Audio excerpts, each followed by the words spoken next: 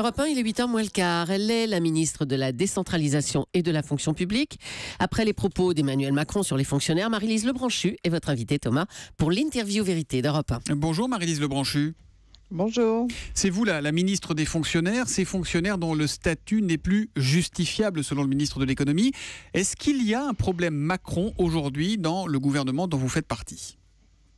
Il n'y a pas un problème Macron. Moi, j'ai simplement dit à Emmanuel Macron, comme je le pense depuis très longtemps, qu'un ministre n'est pas libre de ses propos, y compris dans un cercle de réflexion, parce que, regardez, là, il s'agissait de comparer des cadres, et la phrase a été reprise pour l'ensemble de la fonction publique. Donc, un ministre n'est pas libre de ses propos. Il faut être extrêmement prudent, parler le moins souvent possible, et ne pas oublier qu'y compris dans une réunion de petits groupes de réflexion, il y a toujours quelqu'un pour reprendre une phrase que vous avez jetée, ou même si elle n'est pas totalement établie.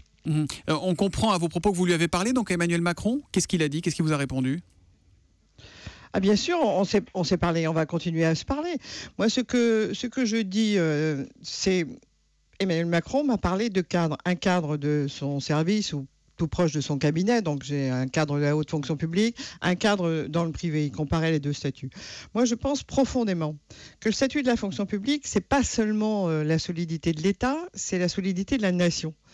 Et il faut avoir en tête que l'État réforme de façon permanente ses services et depuis de nombreuses années, et que si on peut faire des réorganisations aussi difficiles que celles qu'on est en train de faire en ce moment dans les régions, avec les nouvelles lois sur les collectivités territoriales, et j'en passe, eh bien c'est parce que le statut permet des droits et des obligations.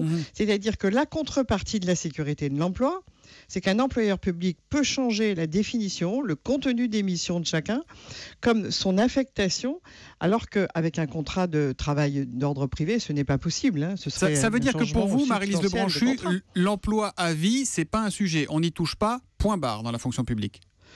C'est pas un sujet si on veut continuer à réformer l'État, à bouger nos personnels, à leur permettre de changer, à permettre à ce qu'ils changent de mission. Pourquoi ? Parce que aujourd'hui, nous avons une concurrence entre les territoires partout dans le monde, même une concurrence qui est difficile.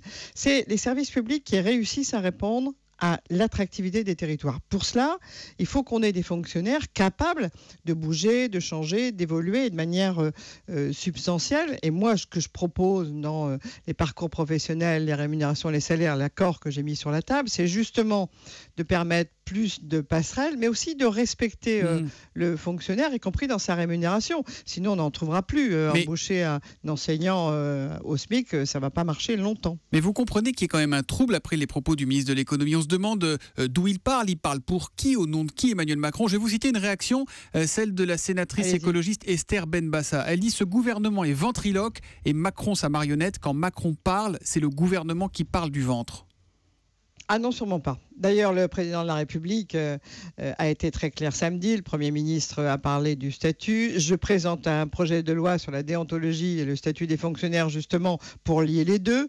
Ce serait totalement aberrant. Non, Emmanuel Macron a parlé pour lui. Il a peut-être parlé de cadre, c'est ce qu'il me dit. Il a trop parlé, il a parlé trop vite. Ce que je vous disais au début de propos, moi je ne veux pas taper sur un collègue du gouvernement, je dis simplement qu'un ministre n'est jamais libre de s'exprimer sans avoir construit une pensée collective avec l'ensemble de ses collègues sur un point, parce que le risque, c'est justement celui-là, c'est-à-dire qu'à partir d'une question posée sur l'encadrement, eh bien, on met, permettez-moi l'expression, un peu le feu partout, et en particulier dans les syndicats de la fonction publique, dont moi j'attends qu'ils signent un protocole d'accord qui est déterminant pour eux, comme déterminant pour les citoyens français, pour que nous retrouvions un équilibre. Voilà, vous entendez donc Emmanuel Macron met le feu partout, et vous tentez d'éteindre l'incendie ce matin. Est-ce que vous pouvez m'expliquer la réaction de Manuel Valls, parce que vous l'avez cité, il a dit son attachement au statut des fonctionnaires, ça on est d'accord, tout en louant un ministre de l'économie talentueux qu'il soutient jusqu'au bout, Vous comprenez, vous, la ligne ? Bien sûr, pour moi, c'est extrêmement clair. C'est-à-dire que le statut des fonctionnaires, moi, le Premier ministre n'avait pas besoin de le confirmer, puisque je connais son avis comme celui du Président de la République, mais on a un bon ministre de l'économie. Et puis, il y a une phrase, on va tourner la page bientôt, vous savez, ça va durer 48 heures.